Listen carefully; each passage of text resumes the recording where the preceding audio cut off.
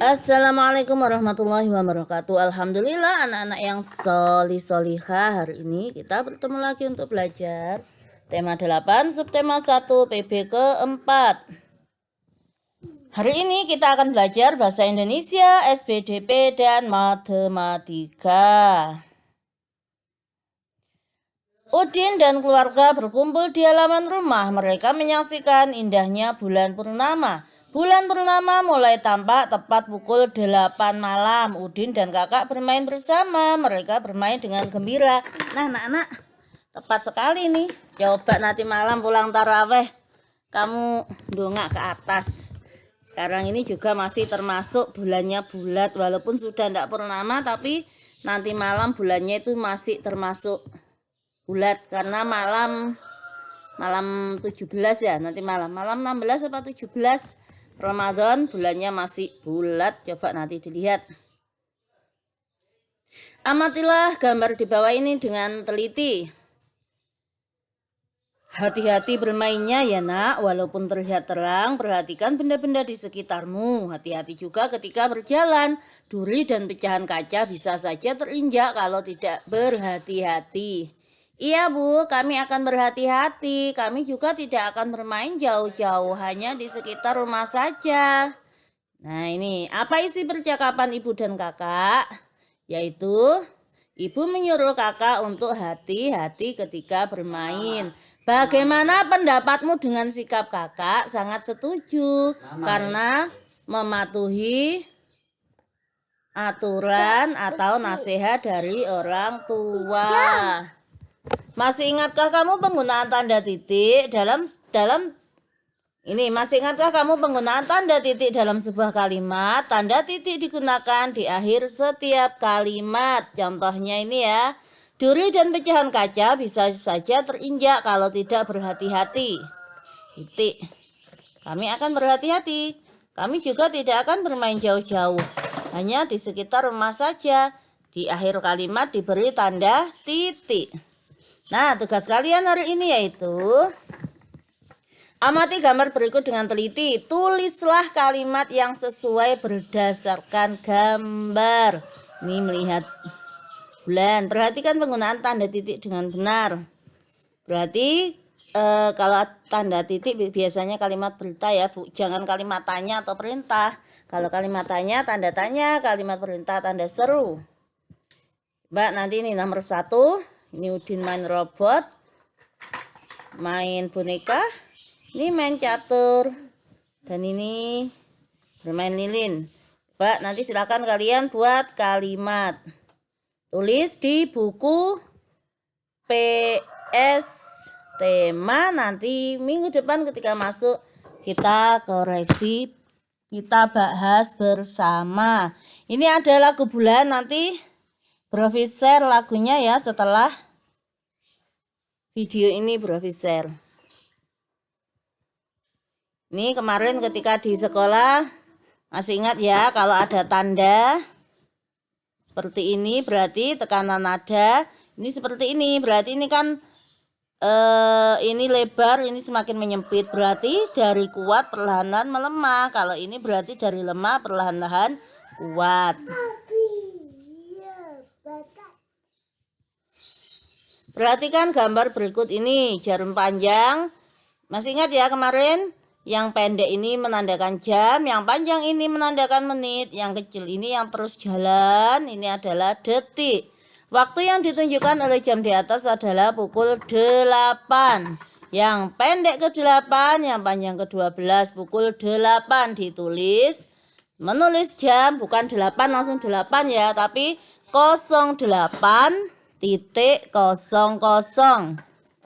Waktu yang ditunjukkan oleh jam di samping adalah pukul 5, ditulis pukul 05.00.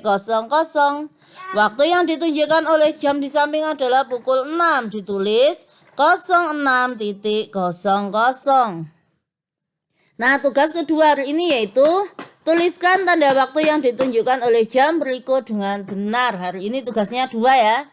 Tadi disuruh membuat kalimat dan yang kedua adalah kalian menulis waktu yang ditunjukkan oleh jam di samping. Ya, ini contohnya ya, ini pukul 5. Cara penulisannya perhatikan ya, seperti ini.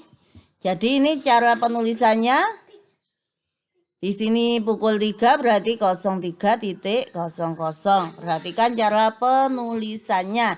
Ini nanti nomor 1, nomor 2, nomor 3, nomor 4, nomor 5. Alhamdulillah PB keempat hari ini sudah selesai. Sekarang kita lanjut ke PB kelima. Bentar ya, ini adiknya ikut aja. Adik ya. Sekarang kita PB kelima, pembelajaran bahasa Indonesia dan PKN. Udin dan teman-teman bermain di halaman rumah. Mereka bermain gerakan dasar memutar, mereka juga bermain gerakan dasar meneguk. Gerakan dasar dapat dilakukan di halaman rumah. Keadaan halaman rumah perlu diperhatikan ketika bermain. Oleh karena itu, halaman rumah harus bersih dan tidak licin.